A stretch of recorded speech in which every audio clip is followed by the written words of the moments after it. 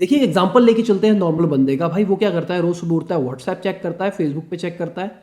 पर अगर कोई प्रोफेशनल होता है वो क्या करता है, वो ईमेल चेक करता है। अगर वो ईमेल चेक करता है तो वो पोटेंशियल बायर की कैटेगरी में आता है। अगर आप कोई प्रोडक्ट बेच रहे हो तो भाई वही बंदा लेगा जो पोटेंशियल बायर है, जिसके पास थोड़ा प्रोफेशनल है, जो पैसा कमाना जानता है। जो बंदे लाइफ के अंदर जूझ रहे हैं, वो सोशल मीडिया व्हाट्सएप सबसे पहले खोल रहे हैं।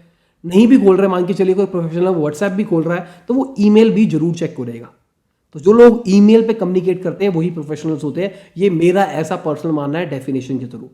तो अगर ईमेल खोल रहे हैं तो भाई इससे बढ़िया कम्युनिकेशन का तरीका क्या हुआ।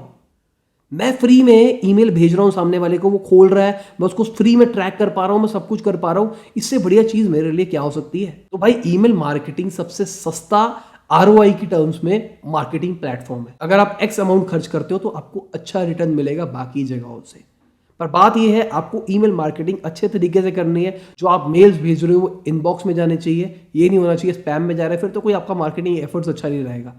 अब बात समझने की कोशिश करते हैं। जैसे हमारी वेबसाइट होती है, हमको वेबसाइट पे ट्रैफिक चाहिए एसईओ करने के लिए। अब एसईओ करने के लिए या फिर अपना कोई भी बिजनेस करने के लिए हमको अपनी वेबसाइट के ऊपर ट्रैफिक चाहिए। वो वेबसाइट पर ट्रैफिक कैसे आएगा, गूगल सर्च के थ्रू आएगा, एड्स के थ्रू आएगा। एक तरीका ये भी है ईमेल मार्केटिंग का। आपने अपने कंज्यूमर को मेल भेजा, उसने उस मेल पे क्लिक किया और आपका प्रोडक्ट खरीद लिया। भाई इससे अच्छा तरीका क्या होगा।